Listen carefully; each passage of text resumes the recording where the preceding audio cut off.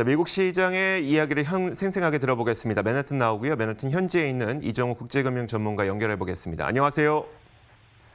네, 안녕하세요.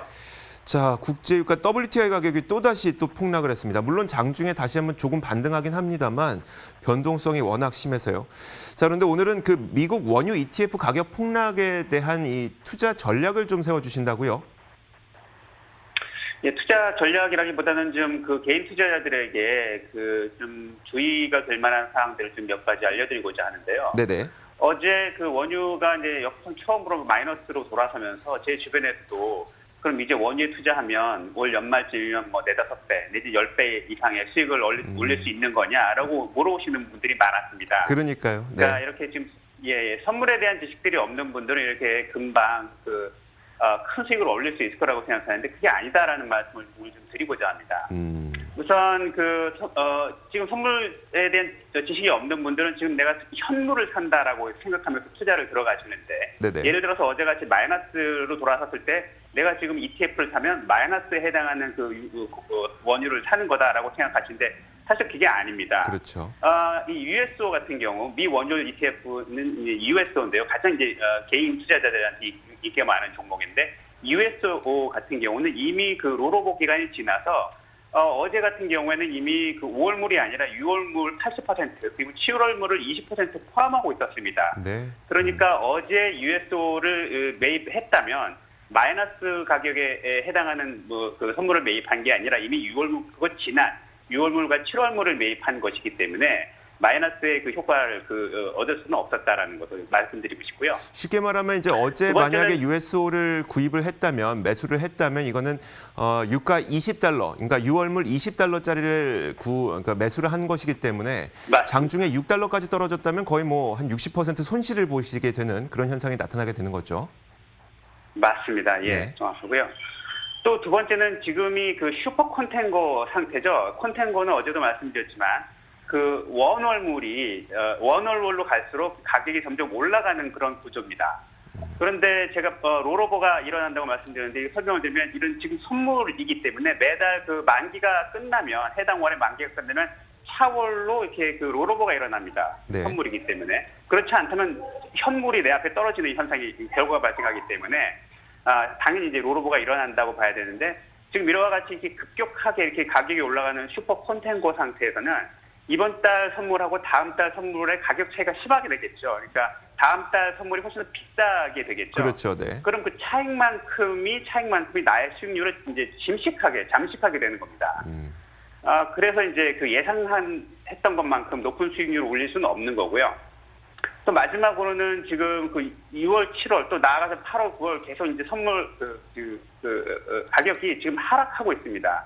그래서 이제 점진적으로 계속 하락하고 있는 상태이기 때문에 모든 그 커브상에서 지금 유가에 들어간다고 했을 때 뭐 5배, 뭐 10배 수익을 올릴 수 있느냐 한다고 물어본다면 그거는 절대 아니더라고 말씀드리고 싶고요. 네. 우선 이런 그 선물 원유 ETF에 대한 그 투자에 들어갔을 때 정확하게 어떤 구조로 이 상품이 거래되는지를 파악한 다음에 투자에 임하시기를 부탁드립니다. 네, 알겠습니다. 안 그래도 우리나라에서도 지금 최근 몇 거래일 동안 ETN 상품, 그러니까 원유 ETN 상품이 거래가 정지가 되기도 하는 등 여러 가지 이제 문제점들이 불거지고 있으니까요. 이 원유 상품 투자하실 때는 항상 좀 구조를 제대로 알고 투자를 하셔야 될 것 같습니다. 자, 그런데 실제로 그럼 이 원유 관련된 ETF에 미국 시장에도 돈이 많이 들어왔나요? 우리나라는 정말 난리가 났었거든요. 지금 미국도 마찬가지로 난리가 났습니다. 그 표에 보시다시피 이 USO에 들어온 그 주간 단위 금액 유입 양을 보면 네. 최근 주에 1.6 빌리언 우리 돈으로 약 2조에 가까운 돈이 유입이 됐습니다. 그러니까 보통 그 과거의 그래프를 보시면은 뭐 이런 경험이 없었거든요. 네네.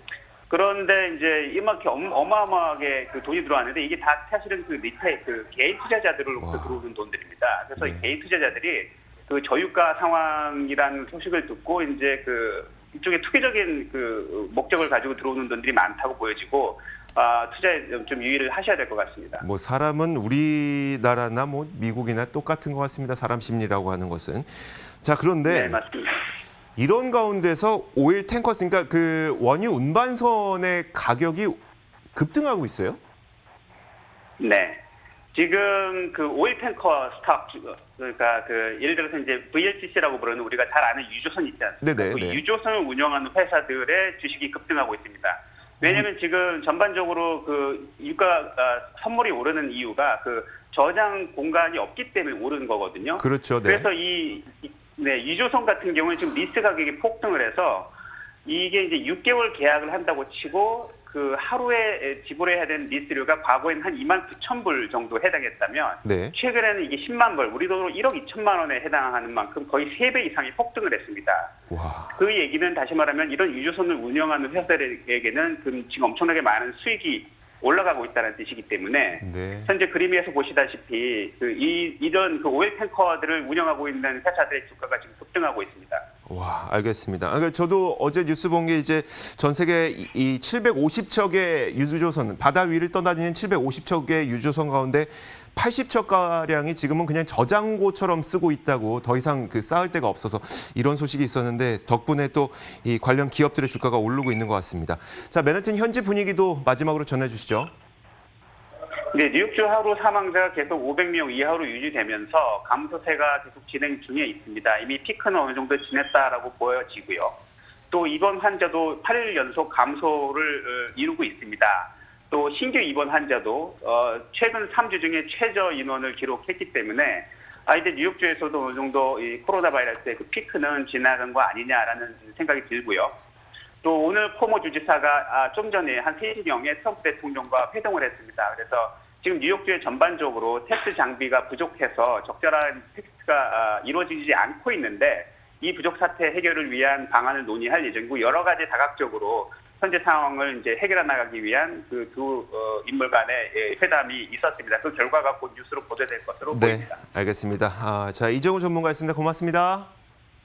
감사합니다. 자, 1부 마치고 잠시 후 2부에서 돌아오도록 하겠습니다.